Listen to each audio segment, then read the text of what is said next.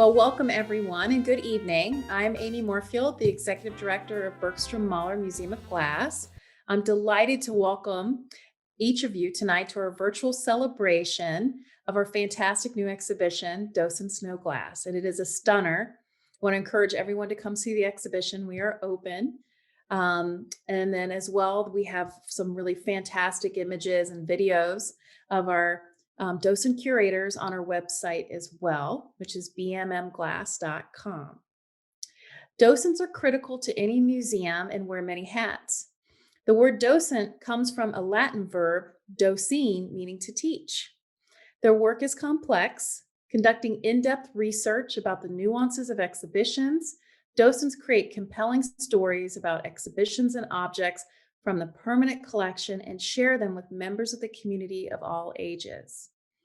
They are volunteers who spend countless hours on behalf of our museum. They are the tireless heroes of our museum. I thank the 7 docent curators who kindly agreed to select work for this special exhibition. We are indebted to each of you. Thank you all. Just want to give you a round of applause. So it also takes a village to uplift a museum, and I want to thank Casey Eichhorn, Curator of Exhibitions and Collections, for his expertise in creating a compelling exhibition idea and for being the maestro working with our docents on this special exhibition. Maybe we can give Casey a round of applause. I also want to thank the phenomenal staff of the museum, our inspiring board, and talented volunteers. We're indebted to our seasoned sponsors, as well as are grateful to the Richard L. Johnson Memorial Fund for supporting this exhibition. A couple of brief items for your consideration. Our museum shop sale is on through January 31st. Come shop in person on our line. We also have an entire new grouping of classes in our glass studio, as well as our art activity day kits for your perusal on our website. And in conclusion, we aspire to create bold experiences in glass and thank each of you for your support. Now I hand the baton over to our talented curator, Casey Eichhorn, who will be introducing the docents and providing oversight on Docents Know Glass. Thank you very much, Amy. Well, welcome everyone. I very much appreciate you joining us this evening for this celebration.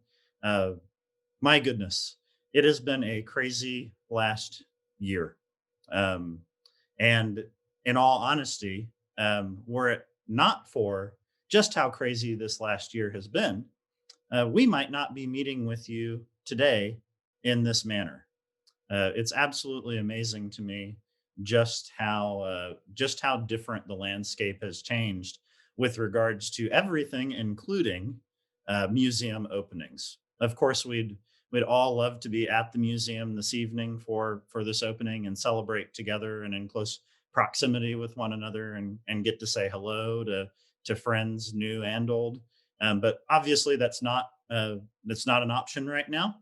And because of that, we chose to offer this celebration as a virtual event so that we could still pay tribute to our fantastic docents who are really integral in making sure that Bergstrom-Mahler Museum of Glass fulfills its mission. Again, my name is Casey Eichhorn. I am the Texan, and I am the Curator of Collections and Exhibitions here at Bergstrom-Mahler Museum of Glass. Behind me, this way. These are all of our fantastic docents, and they happen to be joining you live this evening. I would like to take just a minute to introduce each of them to you before we begin with the program itself. And as I do that, docents, I will unmute you or ask you to unmute one at a time. And then once I'm done in introducing you, if you'll just remute yourself for just a few minutes. For those of you who have joined Zoom webinars before, when there are a lot of people, sometimes even if 2 or 3 people start talking at once, it can be a little hard to understand what folks are saying. So I'm just going to go through the order that I have on my screen. Makes it a little bit easier for me. The first person that I would like to introduce is our fantastic volunteer docent, Mary Ellyn Vicksta. Mary Ellyn, good evening. Hello, Casey. It's great to see you. Oh, we're thrilled to have you here this evening. Mary Ellyn helps us in the museum with a number of different projects, but besides being a docent, most notably, she's helped me with quite a bit of photography of the collection. So she does a lot of behind the scenes work here at the museum. She's also done some professional development for the museum as well. We very much appreciate you, Mary Ellyn. We appreciate all the time that you've given to the museum, and look forward to being able to continue our photography project before too long here. The next person I'd like to unmute is Pat Rosenak. Welcome, Pat. How are you this evening? I'm fine, Casey. Good, good. What is that beautiful piece of art just behind you? I'm not sure I recognize this. That's a tabora. It's a print. Okay. We bought that in Hawaii. Okay, that's wonderful. I don't know that I've ever seen this particular angle from you. Some folks like to shift things around, and Pat, you're throwing a change up at me. I do like that you have the Docents Know Glass postcard just behind you. I appreciate you including that subtle Easter egg. Welcome, Pat. And the next person that I'm going to introduce is Kay Hendrickson. Kay? You're still muted, Kay.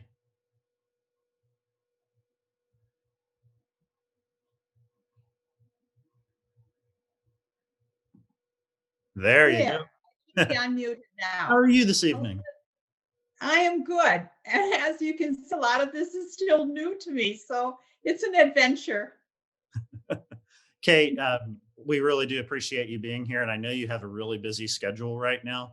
You know, you're involved in several different projects, and we'll talk about them a little bit later. But thank you so much for making time to be a part of this. I do appreciate all of your insight in this program and putting together this fantastic exhibit. So thank you for being with us tonight.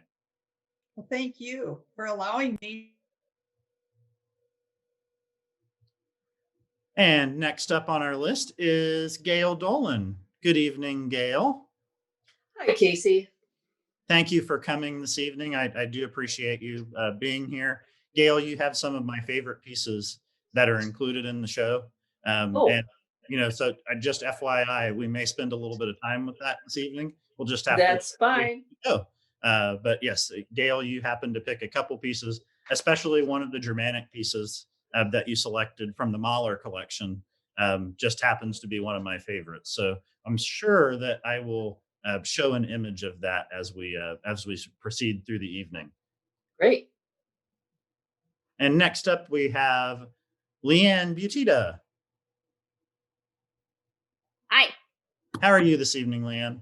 I'm doing well, thanks, Casey. Good, good. Liane has the distinction of presently being our longest tenured volunteer at the museum. Liane has been with us since 1980. So we very much appreciate you, Liane. You know, you wear many hats, and I know you're up here at the museum all the time. Like many of our other docents, I think that sometimes you probably consider the museum to be your second home. And I very much appreciate that you give us as much of your time as you do. And I know all the staff does, and including Lorraine here this evening, who's on the call as well. So thank you. Thank you very much, Liane. You're welcome. Next on our list is Chris Grunwald. Good evening, Chris. Good evening. The museum is my happy place during this stressful time.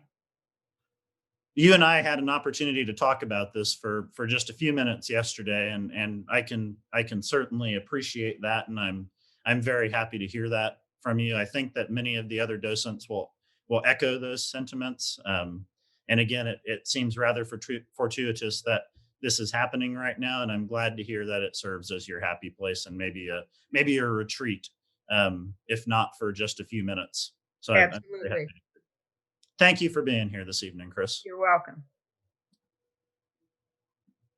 And then last but not least, Mr. Jeff Zdrale. Welcome, Jeff. Hello, Casey. Hi. Thank you for being here this evening. I'm always so envious of your library.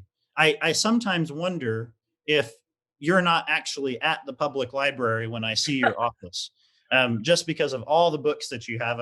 I'd be curious to know what all is in your collection. Anything of a favorite at this point in time, or Well, all the fiction is alphabetized by author, but then the themes are grouped by concepts. So I have sociology, religion, my particular faith, Orthodox religion, art and art history. Um, those are probably the main groupings that are in this room. Now I've taken over my kids' rooms because they don't live here anymore, so I put stuff in there too. But these are the things that I refer to most often. thank you, Jeff. Thank you so much for being here this evening. I really do Well, appreciate the time. And it looks like we've worked through the little issues that we were having with the muting and unmuting. So I'm glad to see that too. I'm going to go ahead and mute you again here. Just for a moment, I'd like to tell you a little bit about how this show came to be. About a year ago, maybe just a little bit more than a year ago, so maybe towards the very end of 2019, I had approached the museum administration about the possibility of being able to put together a small show of works that were selected and curated by our fantastic docents who you have an opportunity to meet this evening virtually.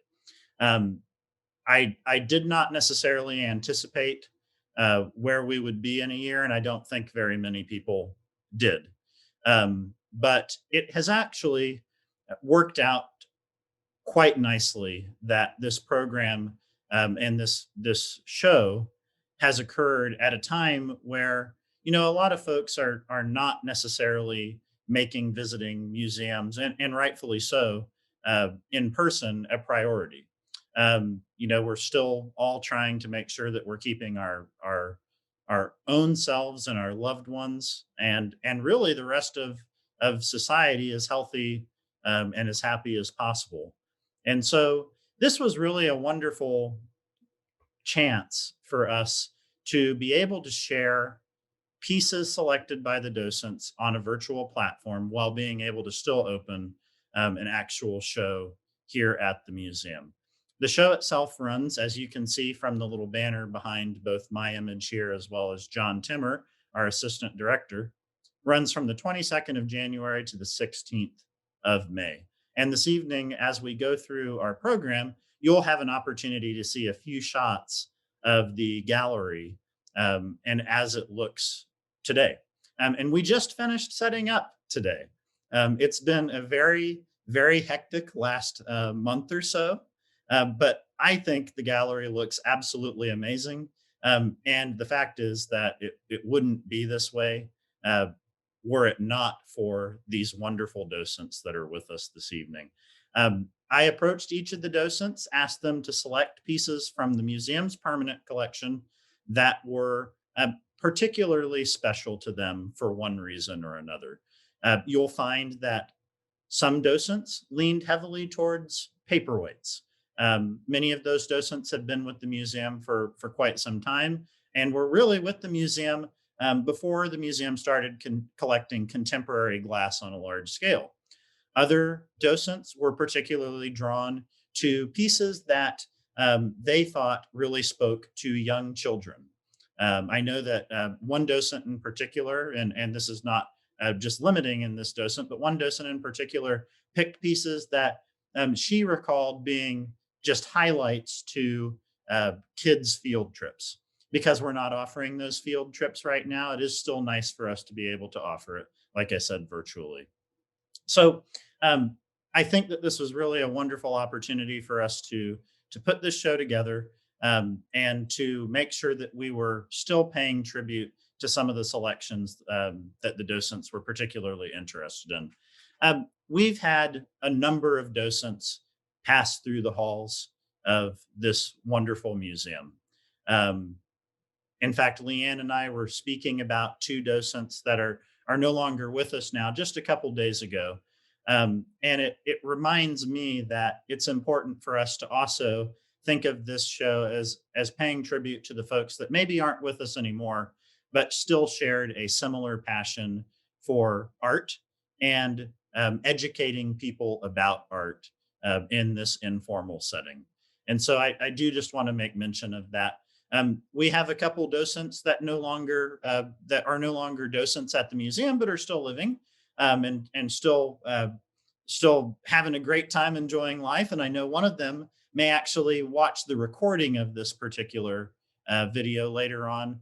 She lives just outside of London, England, and so I do just want to say hello real quickly to Diane Jones. Not likely on the call because it's 1 o'clock in the morning there in London. But if you watch later, Diane, here's your shout out. So otherwise, I would like to go ahead and get started with the program. You're like, well, you're 15 minutes in, Casey. You probably should have started 15 minutes ago. But I'm long-winded, and that's the way I am. So you'll just have to deal with it. Without further ado, though, I would like to go ahead and start. The way that we've outlined this evening's presentation will really, I hope, inspire some questions on your end. So at the bottom of your Zoom, you'll see a little section that says Q&A. It looks like two thought bubbles that are pressed up against each other. We would absolutely love it if throughout the question and answer time that I'll ask of the docents here, that you would use this Q&A whenever you think of a question, whether it's for a particular docent, whether it's for the group as a whole, or even if it's for me.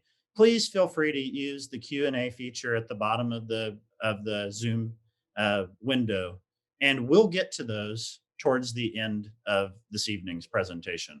John Timmer, our assistant director, and then Amy, our executive director, will both be paying close attention to the chat as well. We understand sometimes questions come through there as well, but do try your hardest, if possible, to ask those questions through the Q&A functionality of Zoom. Otherwise, I'd like to go ahead and start the first question, and I'd like to do that with Mary Ellyn Vicksta. I am going to unmute you, Mary Ellyn, or you can unmute yourself. After you've kind of given me your answer, I'd like to open the floor to everyone to get their thoughts on what you had to say about that. So my first question is again for Mary Ellyn. Can you tell me, along with the docent work that you've done? I mentioned earlier that you've had an opportunity to volunteer with the museum in a number of other capacities, but specifically photography. Can you tell us how your own photography and that opportunity as a docent or as a volunteer at the museum, how that's informed the way that you talk about art with others? Yeah, well, first of all, photography is my passion, but glass is probably my second passion. So by photographing the different glass art pieces, it really allows me to get new perspectives on the meaning of each piece. And the reason it does that is it gives me time to linger over each piece, appreciating the beauty and the artistry. And then I have to think about how I want to represent that piece, really show it off. And so through my photographs. So photographing gives me a great deal of dwell time, lingering time. So I can look up at the piece, I can look around the piece, I can look down at the piece. And that's really important, as well as looking very close and also standing back, being careful though in a glass museum, standing back a little bit and looking at the piece holistically. So the whole thing is to drink everything in before I photograph. And I think the same thing goes for viewing art. It's looking at the piece, looking up, looking down, looking sideways, looking around, and really drinking the piece in, getting up close, carefully taking a step back, looking to the side, looking up and down, linger, appreciate, make connections, and truly enrich your life. And that's what I try to share with people when I'm a docent, as well as what's going through my mind when I photograph each piece. It's pretty amazing, just when you do stop and you deliberately stop at a piece and just take a few minutes with any particular piece. It's amazing what you notice that maybe if you had just passed by that you might not have picked up before. In fact, I have absolutely the most amazing job in the world. I get to see beautiful works of art every day. And would you believe that even as closely as I've looked at many of these pieces, I still notice something new virtually every day. And yes, there are days where it's very hectic. There are days that I feel like I'm not going to get out of here in until 8 o'clock in the evening, and I don't have a chance to look at art. But I tell you what, there are opportunities where I'll just go upstairs for a minute and just take a look at a piece that I haven't had a chance to really examine a while and say, oh, look, there's a person with a fishing pole in that piece that I've never noticed before. Does anybody else here have any thoughts about that particular thought that Mary Ellen shared? You can raise your hand here and you can unmute yourself, or if not, you certainly don't have to answer. I will say that the one particular piece is a paperweight that I have admired on several occasions, and it's a Perthshire weight. Perthshire, of course, being a rather esteemed Scottish maker of paperweights that closed its doors, unfortunately, in 2002. But I just recently noticed in one of the Perthshire weights this fantastic silhouette cane of a person fishing. And I thought that was just absolutely amazing. So that's why I used the fisherman. I didn't just throw that up there for no particular reason. Well, thank you, Mary Ellen. I Well, appreciate that. Casey, if I could just add one more piece, Yeah. because what you said just reminded me of another part. And the other part is going through the museum and looking for other glass pieces associated with that particular artist. And so when I'm photographing, I also think, is there another place in the museum where I can see that, or in the vault? And that really enriches my understanding. And I encourage others to look at other art pieces and also do some exploration behind the artists as well. Sure. I very much appreciate all the time that you've spent with us on both the docent side of things as well as photography. And again, hopefully we'll be able to start tackling that behemoth here again fairly soon. So the next person that I had a question for that I wanted to ask was of Mr. Zdrale here. So I'm going to go ahead and just ask you to unmute, Jeff, just to make sure. Awesome. Okay, I did. Fantastic. So Jeff, I've had an opportunity to see you give multiple tours, predominantly to school children. Maybe K through 8, I would say, would be a fair range of the different tours that I've seen. And one thing that I particularly appreciate about the method that you introduce art to these children, be it abstract or representative, or somewhere on the scale in between, is your kind of numbering system that you use. Being an artist yourself and an educator, can you share with us your passion for exposing young learners to arts, both in a formal classroom setting, as well as on site, maybe at museums or even at the theater or at symphony? Yes.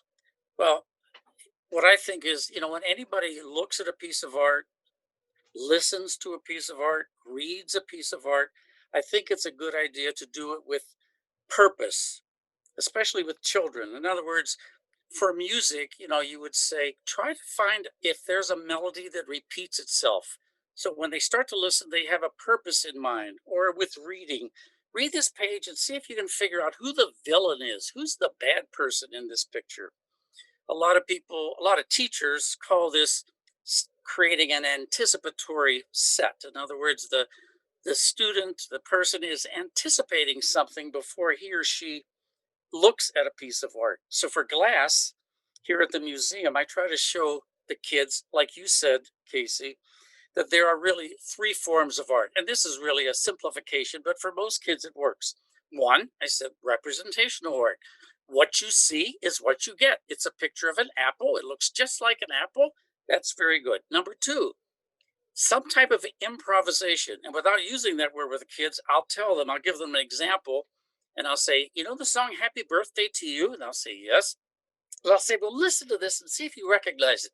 And then I will use my singing skills and I will jazz up the Happy Birthday song so that it's recognizable, but it certainly doesn't represent the way the Happy Birthday song is normally sung.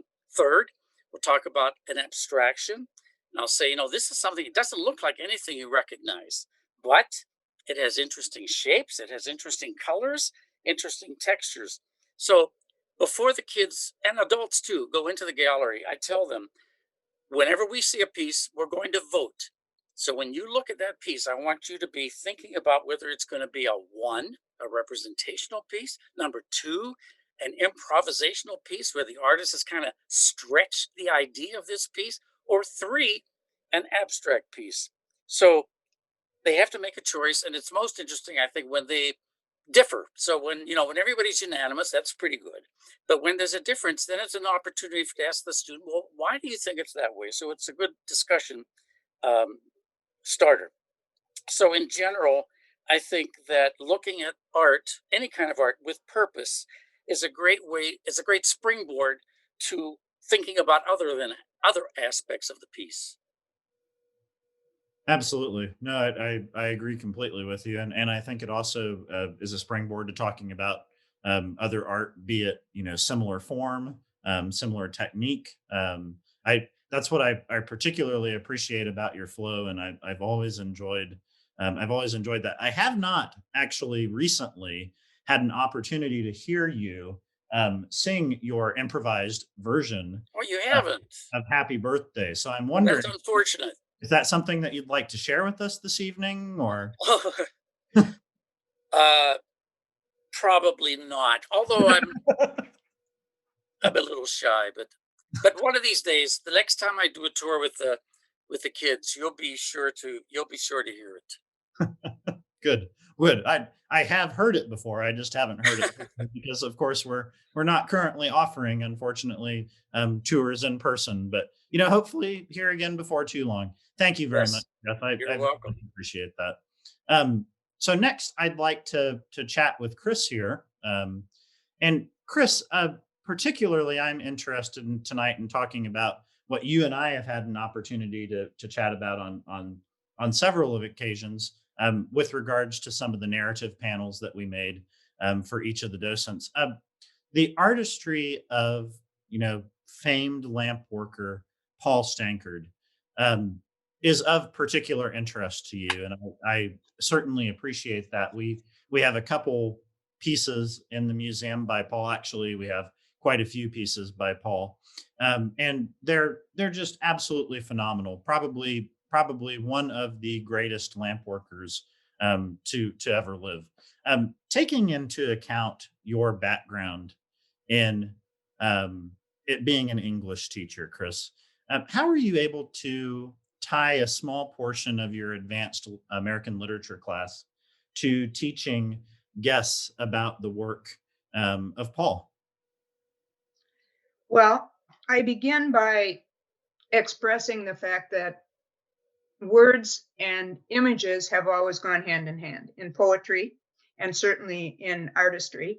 And combining those words with images in contemporary art is one of the things that Stankard tried to do. I did a little research on him, and I'd like to share this quotation. In one of his earliest interviews, Mr. Stankard says, "From the beginning, I was drawn to Whitman's response to nature. His view of life as a creative journey, his references to native flowers, insects, birds, which are the subjects of my own work. I love the way he takes seemingly ordinary experiences and shows them to be miracles. A simple flower is symbolic of the mystery of living things." So when you take a close look at most of Stankard's work, we understand that beautiful flower or bouquet or blossom that rises to the forefront of that piece has to have been fostered by what lies beneath the surface. It's what's beneath the soil. And when you see his delightful, almost mythological like figures, the root people that climb from the bottom up to the top of the botanical or the environmental paperweight, we begin to understand what art and poetry have in common, that it springs from a source that is beneath the surface and comes forward in either the art medium or literature. Um, Whitman believed that nothing should ever be prettified. That was one of his terms, that we should not try to conceal what is at the heart of creation. Now, some of Whitman's creative literature got him in trouble with the censors, of course, because he got a little bit straightforward about explaining what he saw as his fertility theory. But when I got to the museum and started looking at some of Stankard's things and then read some of the things that Stankard has written, Stankard also is a poet. And his glass is, in a way, a comment on the cycles that drive our existence. So when I do a tour, particularly with older students or adults, I try to use those examples. As a matter of fact, one of the paperweights that is in the exhibit features a cane with the likeness of Walt Whitman. And I think it's very interesting that someone that lived that long ago has made a connection with a contemporary artist. Yeah, that's so very true. And I was actually attempting. I had not grabbed that particular image, unfortunately, the Whitman cane for this evening. I would have liked to have been able to show that, and that's my fault. I do apologize.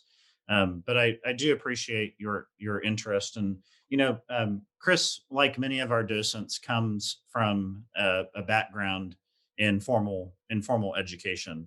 And Chris, I believe you mentioned to me you started teaching in 1968, and then you retired in 2001, 2002. 2002, that's correct. Okay, great. And I like to share that just to give folks a bit of a background as to what your background is. I know a lot of folks may have had an opportunity to meet you in person, but I think sometimes it's nice to have that background, especially if you don't necessarily get to see the exhibit in person.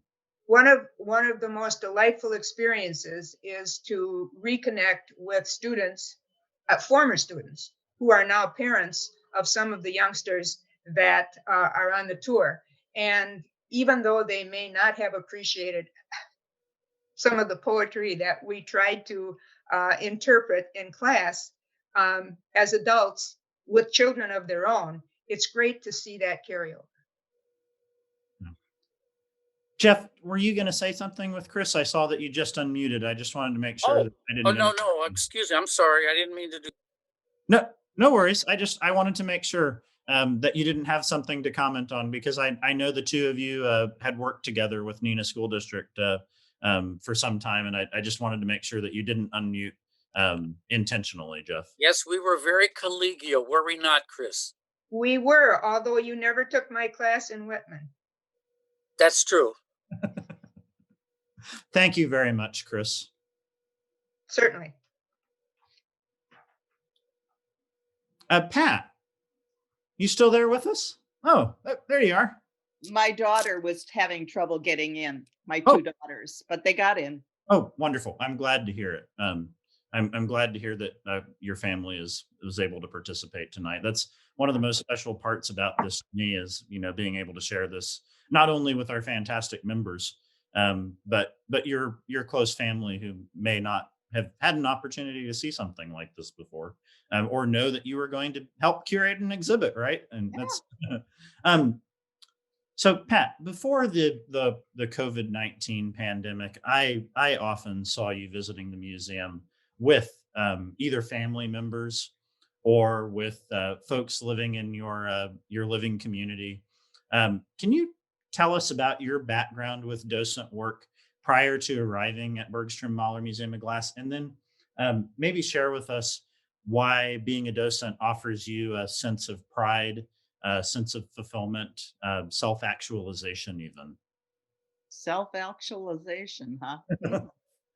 Um, I've always had a passion for museums. I dragged my children into every museum I possibly could.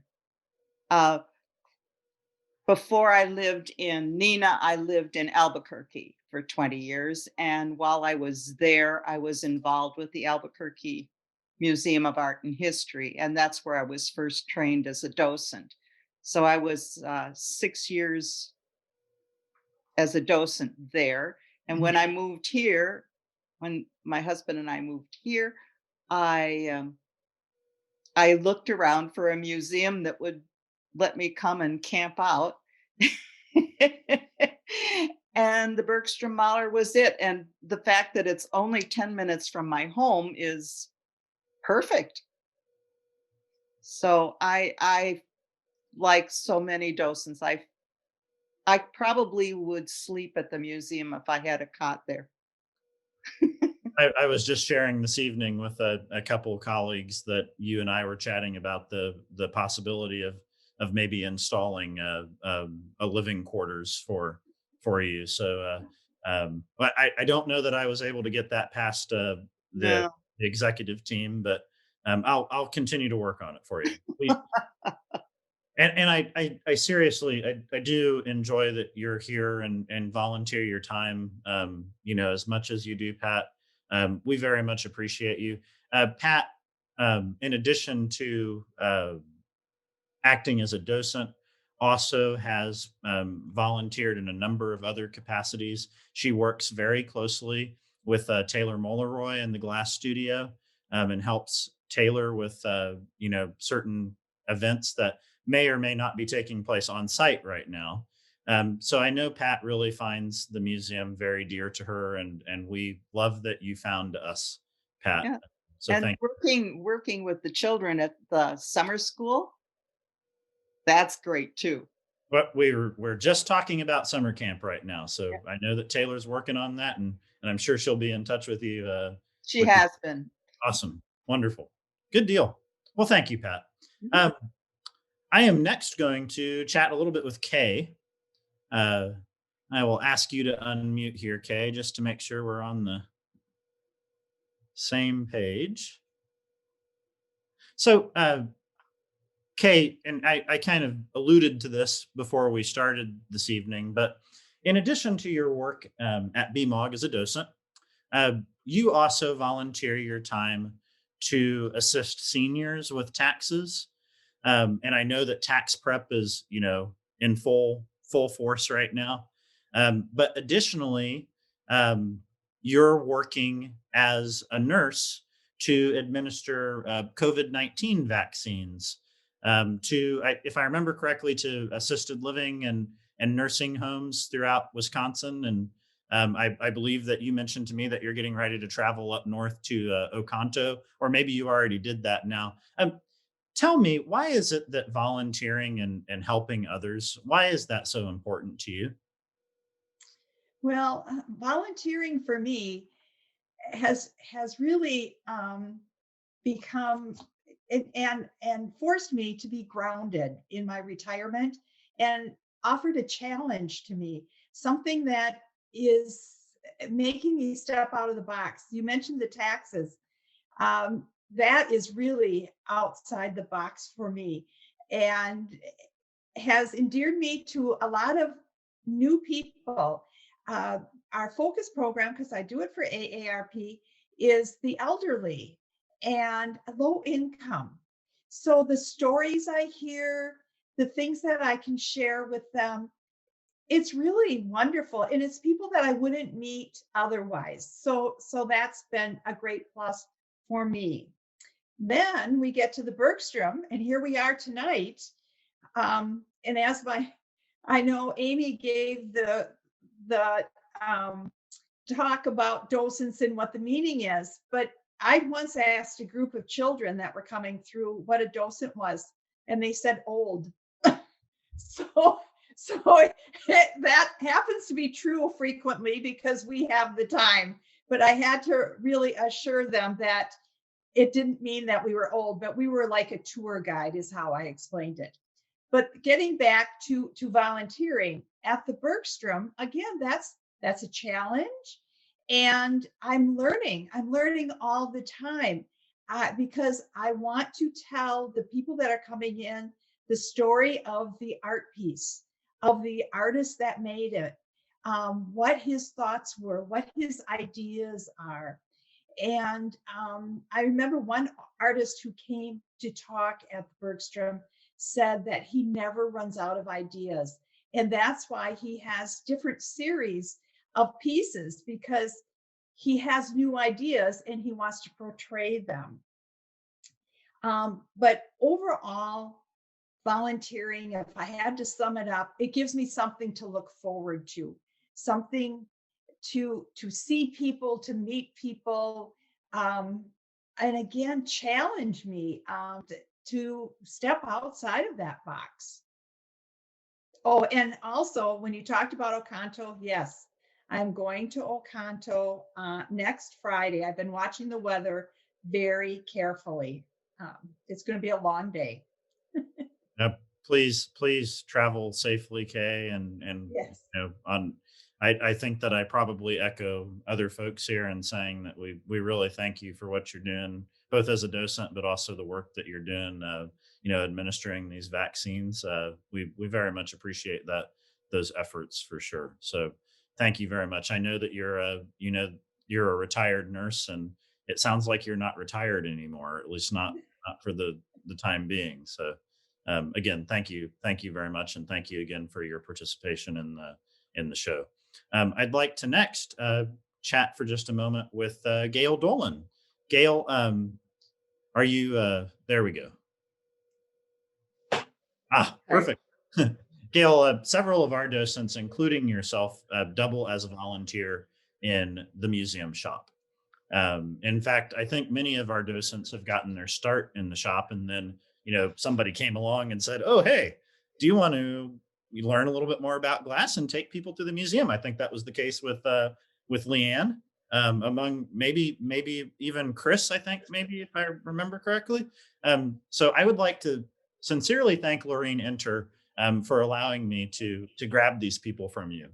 But can you tell me, do you find that your experience in the shop translates well to that of being a docent?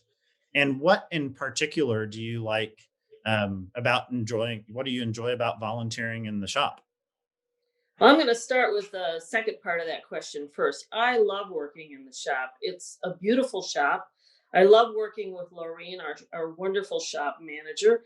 And the other gift shop volunteers are great people. We're really kind of like a family. We meet together once a month. We see each other as we change shifts. And I think we're all so proud of what we sell. And also, the proceeds from the shop support museum programming. So it's great. It's great to meet the people that come into the museum. I mean, we're right out front. So I'd say hardly a person comes into the museum that doesn't come into the shop. And I think that it's a natural, they relax, they start chatting, they say how beautiful everything is in the shop. It's natural to ask them where they're from. And I love the first time visitors the most, because often they're just stunned at what they see. I don't know what they expected to see, but they're really stunned at our exhibits. And they come into the gift shop and they're kind of processing all that. So it's wonderful to have my knowledge from being a docent, because there's lots of questions. A lot of people kind of give themselves a tour. They wander around the museum at their own pace, and there isn't always a docent there to answer their questions. And so while they're browsing in the shop, I'm very happy that I can often answer questions for them, especially about how the museum came to be. Many are very curious about that. And it's a pleasure to me to be able to be knowledgeable enough to answer their questions while I sell them things. And I certainly appreciate that, Gail. I think that that gives you another insight into particular pieces that maybe are a little new artists, folks that haven't been on the scene for a long time. And I think that, I always enjoy talking to the shop volunteers because y'all have a little bit more insight on certain pieces than really I do, especially in the brand new contemporary paperweight side of things. So I absolutely appreciate you. And I do want to mention Laureen just sent a nice message here in chat, and I just want to say something real quick. She said, and this is Laureen Enter, our shop manager. She says, "I'm so grateful for my volunteers. Every museum shop success is due to their passion," and she's spot on there. The fact is that we would not be able to run this shop were it not for our wonderful volunteers. So another opportunity, to volunteer at the museum in a different capacity from being a docent. Well, thank you, Gail. I very much appreciate your time, and I very much appreciate you being a part of this exhibition.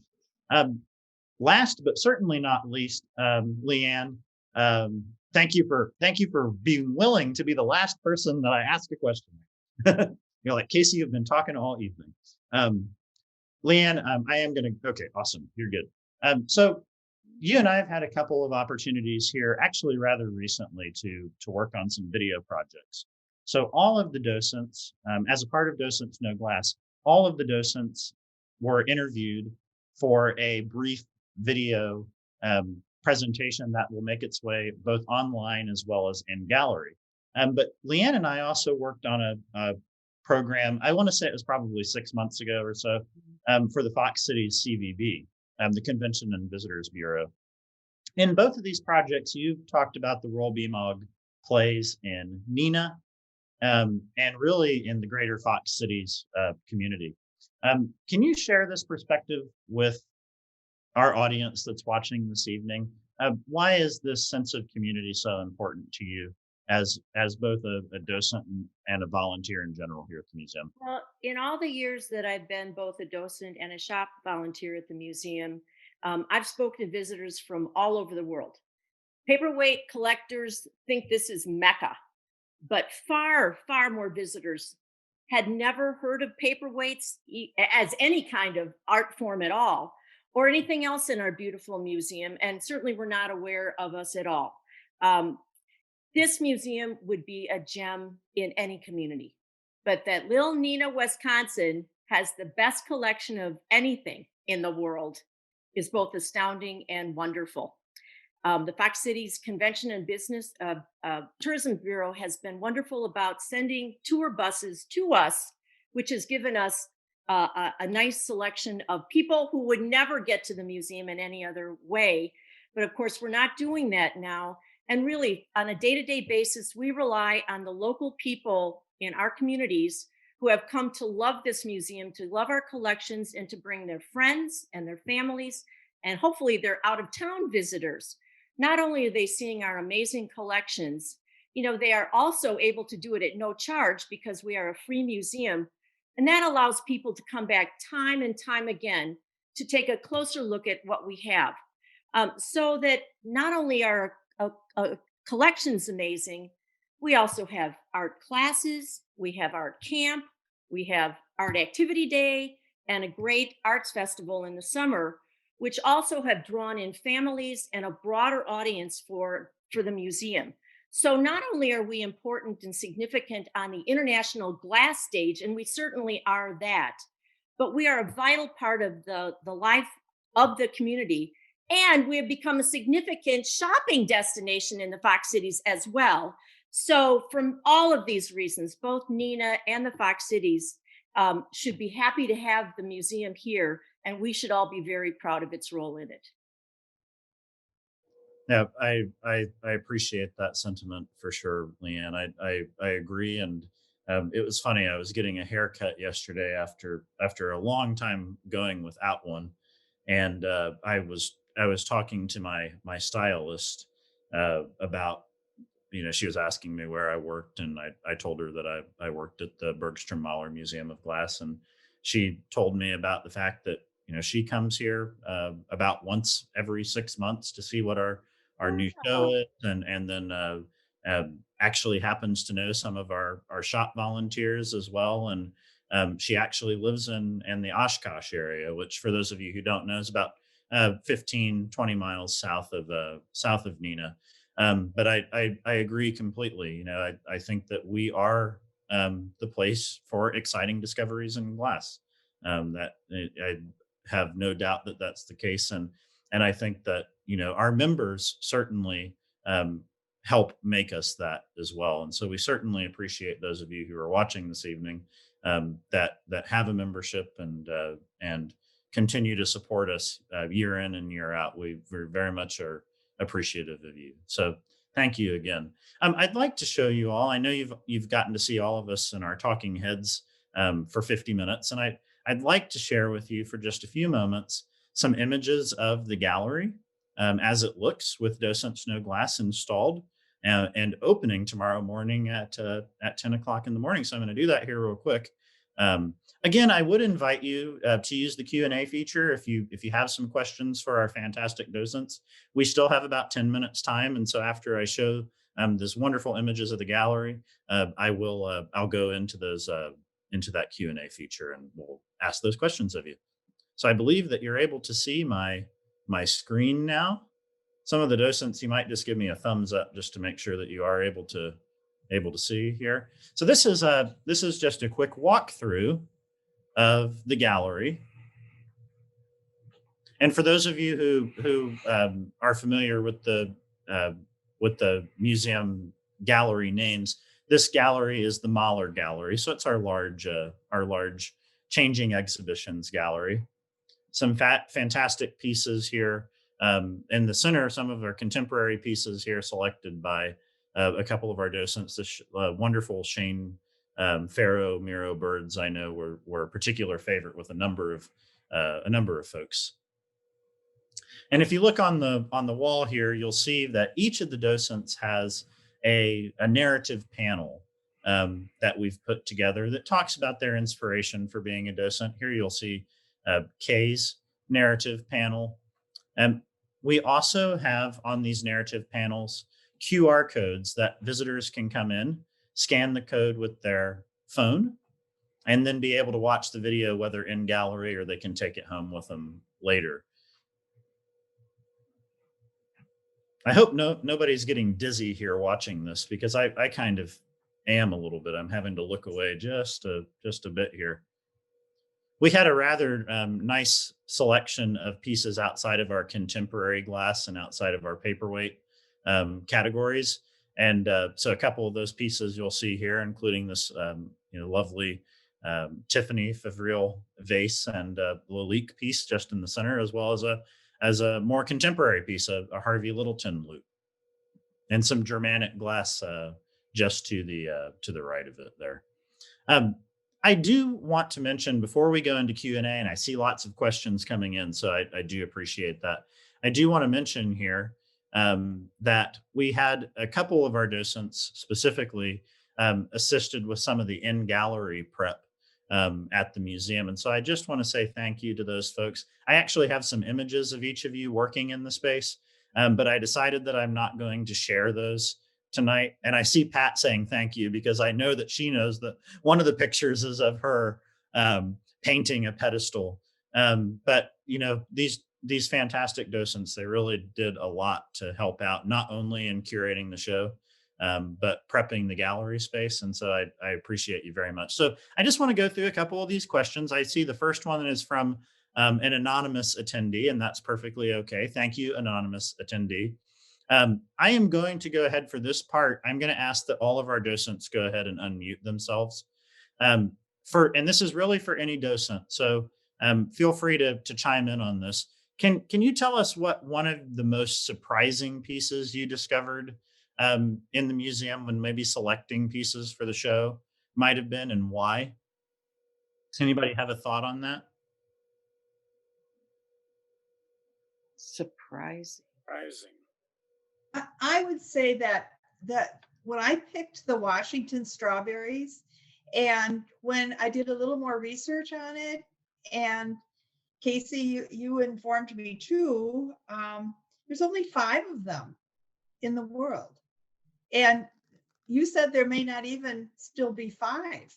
So to have one of possibly 5 in the world here at the Bergstrom-Mahler, I did not know that when I picked it, but that made it even more special to know that it's one of 5.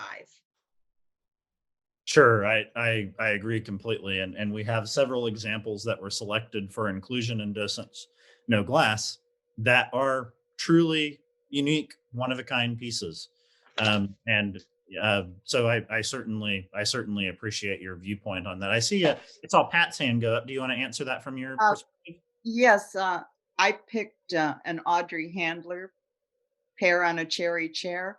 And what surprised me was meeting her and hearing her story of how she became a glass artist in a time when women just were not allowed to do that sort of thing.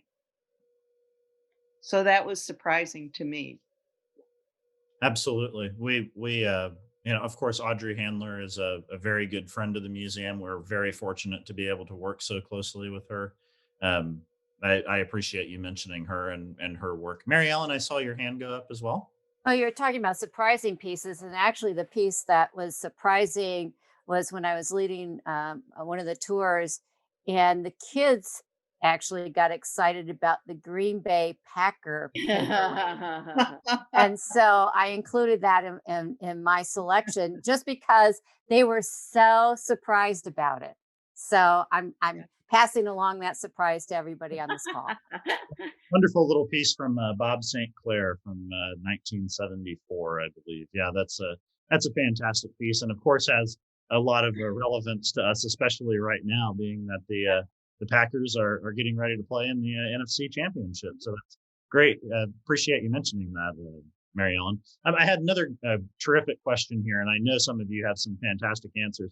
We could spend the whole evening answering this question. But what was the funniest question or maybe interaction that you've had, or funniest question that you've been asked about items in the museum? Is there anything that just jumps out at you with a particular piece?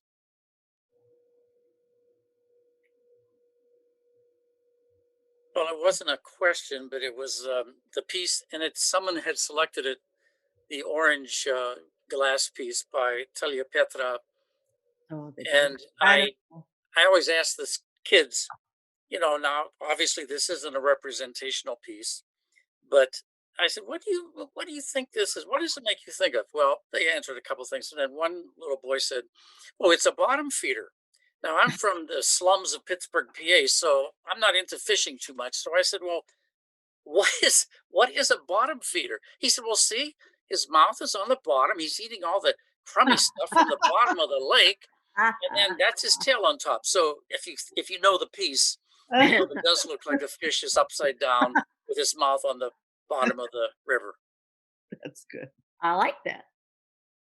Isn't it fantastic just how many different perspectives you can get from a single piece of art? You have 10 people come in and look at that piece of art, and all 10 of them tell you something different about that piece. I absolutely think that's amazing. And that is one of my favorite parts about giving tours. You just never necessarily know what it is that you're going to get from any given group, and it could be an adult group too. It doesn't necessarily have to be a children's group. um, I know that many of you have fun anecdotes to share, and if we had enough time, we could probably, like I said, spend a lot of time on it. I have a question from Kennedy to Pat. Pat, can you tell us? Let's see here. What? Oh, the with regards to blue, the Janusz Walentinowicz piece. Can you tell us why you selected that piece for inclusion? Sometimes there are pieces that speak to your heart.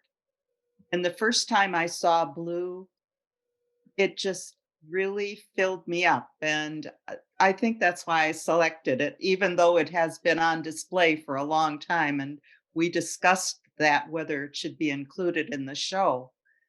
But for me, if I'm feeling sad and I look at it, I can know that there's a way out.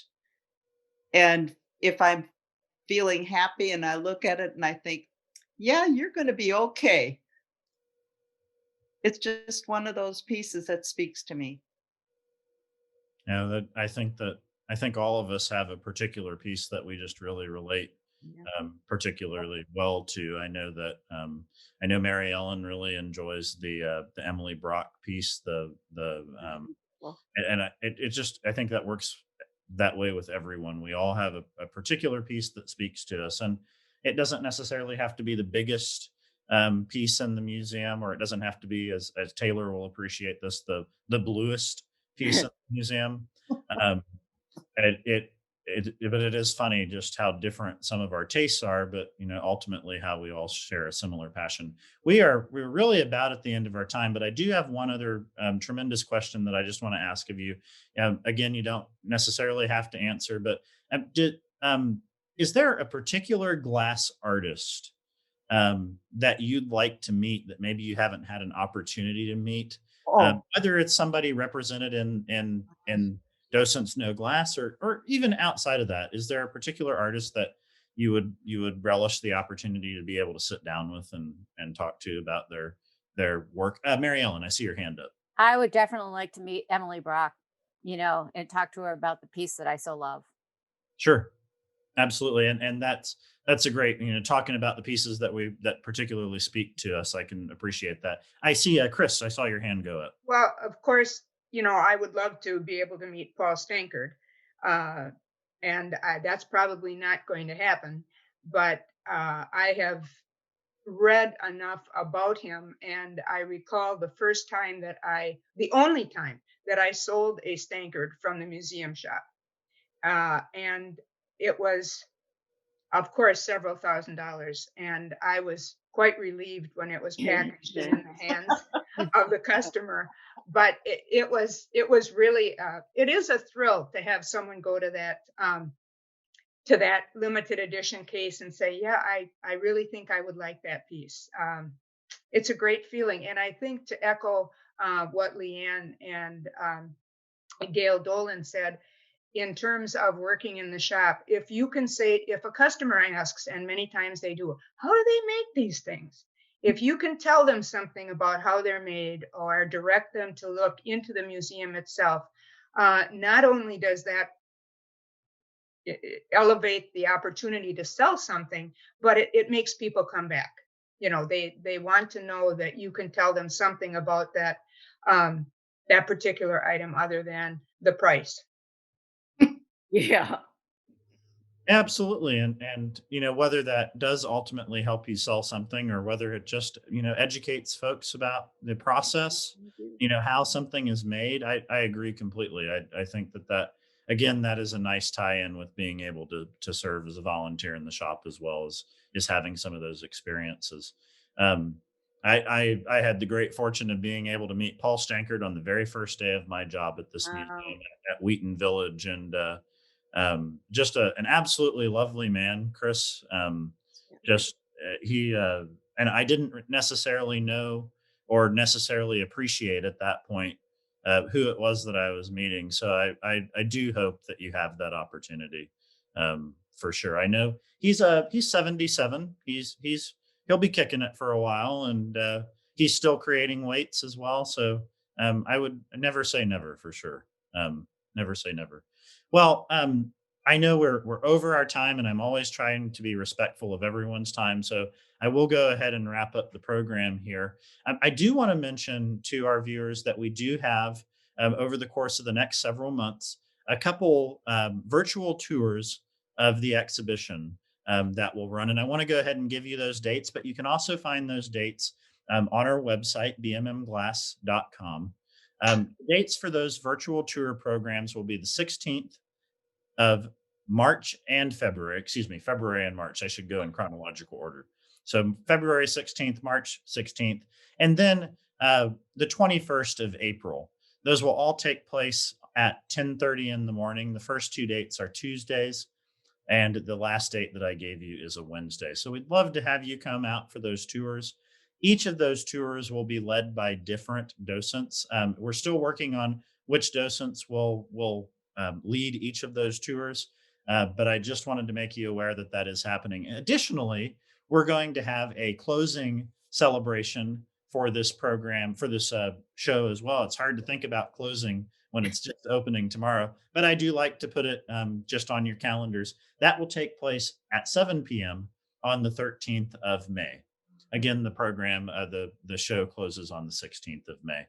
I very much appreciate all of you taking the time to come and join us and to join our docents as we celebrate this wonderful show. I very much appreciate all of the thought, all of the insight that they brought to this show and exhibiting these absolutely wonderful works of art from our permanent collection, as well as just a couple pieces that are on long-term loan from lender Gordon Park. Gordon, if you're here, thank you very much. We very much appreciate you as well. And thank you again for being wonderful supporters of Bergstrom-Mahler Museum of Glass. Without you, we really would not be able to do this wonderful work that we're doing. We wouldn't have these wonderful meetings. So thank you again from the bottom of our hearts. We very much appreciate you. I look forward to seeing you all in person at the opening tomorrow at 10 o'clock. If you're not able to make it though, and you are able to come to the museum anytime within the next several months, please feel free to say hello, ask for me at the front desk, and I'm happy to show you around the gallery. Otherwise, I hope you have an absolutely wonderful evening, and thank you again for joining us tonight. And thank you, Casey, You're for putting welcome. this together. Yep. You're welcome. Thank you, everyone. Thank you so much. Have a good evening, everyone. Good night. Night. Good night.